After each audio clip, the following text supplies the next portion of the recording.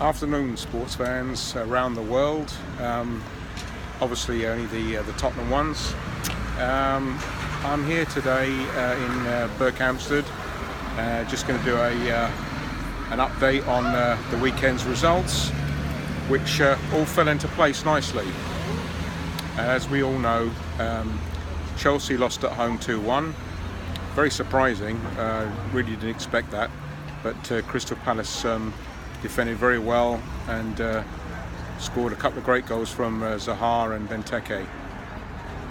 And all that left was for Tottenham to continue their winning run, which they did at Burnley. 2 goals and they ran out 2-0 winners. Yesterday, Arsenal played Liverpool, and it's basically wine and sweets. The best result that we could have hoped for was both sides to drop points, which they duly did. Twice Arsenal came back from letting in a goal, and we saw on TV Arsene Wenger doing his usual thing and throwing his bottle down, always when Arsenal defend terribly. But having said that, both teams can't defend, so all it remained was that Spurs are still in second place, but they picked up 3 points off Chelsea, so we're now only 7 points behind. This week Tottenham will be facing Swansea away, and while Chelsea have a tough home game against Man City. I think in this particular instance I would like Man City to win and for Spurs to dispense with Swansea. And then we'll only be 4 points behind.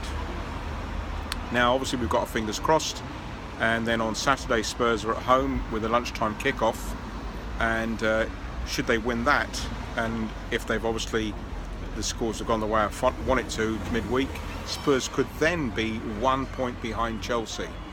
So the dream is still on.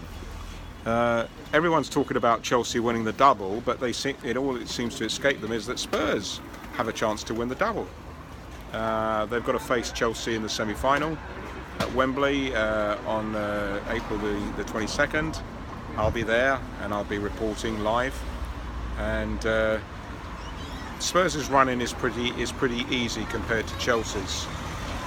We do have a couple of tough games. That's at home to Arsenal and Man United, but Man United, they just haven't got it this season, and Arsenal, well, by all accounts from all my friends, they're just absolutely, and I'm not going to use an expletive this time, but they're worried.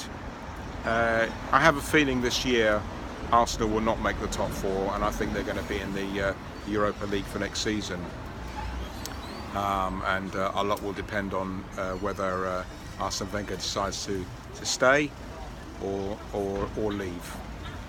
Anyway, well, that's it for now. I'll be reporting back over the weekend after the Wednesday's matches, and let's hope we've got some good results. So this is Peter Christie, sportsforsports.co.uk, reporting live in Berkhamsted.